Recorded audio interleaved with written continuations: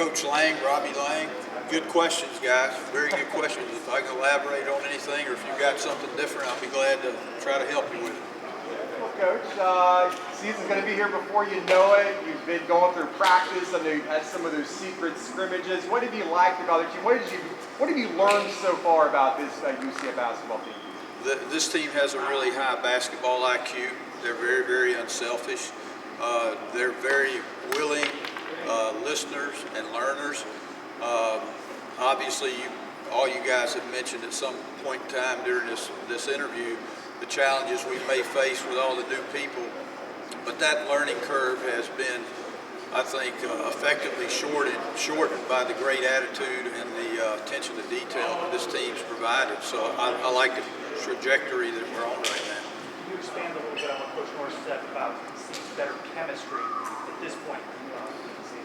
Yeah, and someone asked about team building activities as well. I mean, we go bowling together, we go to movies, we go to Top Golf, we get together. Coach mentioned some character building classes. We do a lot of things together by design that we orchestrate as a staff, but these guys also do things together away from the court. And we always talk about the best teams, what commonality they might have. The best teams are always the player-led teams. And I think with a very new group, we have a great group of guys that are stepping forward. And it's usually your older guys. And, in the new portal age, we're getting guys that are 22 and 23 years old that have had success at other institutions. They've been through the battles. They understand what it's going to be like when you hit the beach at Omaha. Coach, you mentioned us talking a lot about the disadvantages of new faces and stuff like that. Are there any advantages you've enjoyed because that's the situation? Well, they all love us. I mean, we've not been together very long, okay? And so, again, they are very attentive, not to be redundant. They come to learn. It's a new experience for some, so they're somewhat like a sponge, and hey, they're listening to stuff they may not have heard before or a different angle, and they're open to it. Okay, so that's a very positive thing, and we've enjoyed that. This has been a really, really fun group. I've done this. I'm beyond 40 years now, and this is a really unique group. I'm very excited about what we have going forward. Coach, you talked about the portal a little bit. How much does that portal really change how you guys go out and recruit? Whether you go into high schools more, or is it you rely on the portal a little bit more to bring in guys? Yeah, the dynamics certainly have changed. There's no doubt about that. You can be more selective with your high school recruiting because your safety net is the portal. And you want to know, okay, I'm going after the very best, and you hit, that's great, okay? And when you talk about playing at the level we're playing at, you want to hit on guys that are going to be immediate impact guys and have a chance to play beyond your university. If you don't hit on those, then you're going to get somebody coming the second time around. So that's kind of the thought process, and it's unfortunate really for a lot of the high school guys, but it's the state of the union. For the guys you're recruiting right now, it's going to be the Big 12. Whoever you recruit for 23, their first season is going to be in the Big 12. So what's been the response and the reception like as you go out and recruit with that Big 12 tag? We've always been received well at UCF, but you know we're in a different game now, okay? Kids left our area before because they wanted to go to the Power 5, so we became the Power 6 and came from that angle. But there is a difference, call it what you will. Maybe that's a football originating term, the Power 5.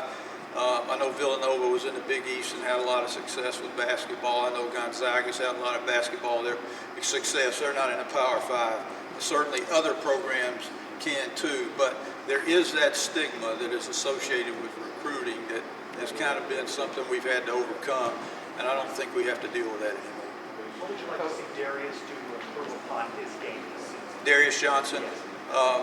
Did you ask a question about the starting 5 too? Somebody did. Yeah, I asked you. Okay. Yeah, obviously he came on midway through the year last year. Very tentative in the early part of the year offensively. That evolved, and he took more of a offensive approach to his game. His job as a consummate point guard is to make other people better. but he evolved into a scorer as well, and that's a unique ability from the point guard position. What we would like to see him do a little bit better is make sure that he's in charge of what is going on that court, and the message that came from Coach Dawkins to him. Again, cliche extension of the coach. He's got to be our quarterback. He's got to be that guy each and every day. He's got to understand his value to our team. We need him on the court. He can't pick up silly fouls. He's got to learn how to manage himself in that area because he's a physical guy. And he's the kind of guy that other guys like to come at because he presents such a challenge to him. So he can't get into individual fights. He's got to think team. He's got to think Coach Dawkins. And we got to go that way with him. If he does that, he's going to have a very enjoyable season, and so will we. Coach, who on this team that we haven't necessarily brought up a lot that you think is in store for a big season? I'm sorry, you said bring up. There's some names that maybe we haven't brought up. Is that what you said? Yes, like Darius Johnson, CJ Walker. You know, people have been talking about them all, but who's somebody that maybe hasn't been discussed a lot, or that you think is in store for a good season?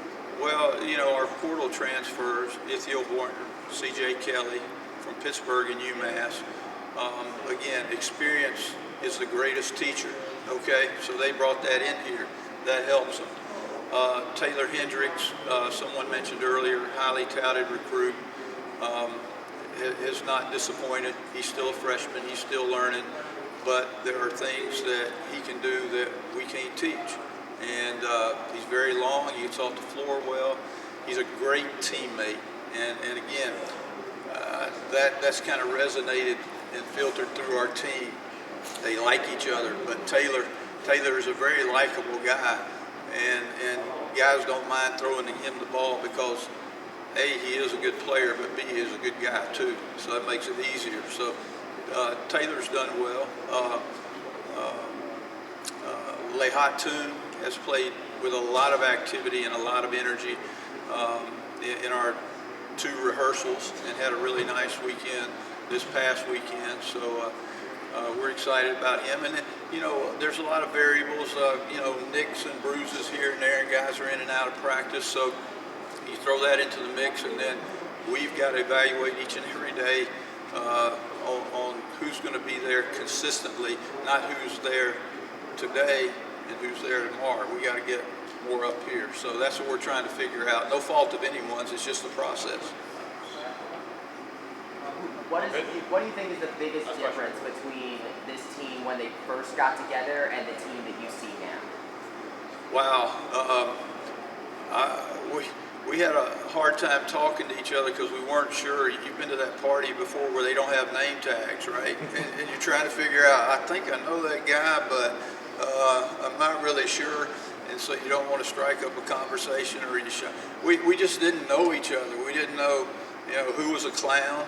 We didn't know, you know, who was a serious dude and who not to mess with and who to hang out with and all that kind of stuff. But, you know, everybody's kind of let their guard down a little bit, and we're becoming more of a family. It's a lot of fun. It really is. They're good guys, and I'm encouraged by what we see early, and really looking forward to moving into next week, November 7th. You know, not far away.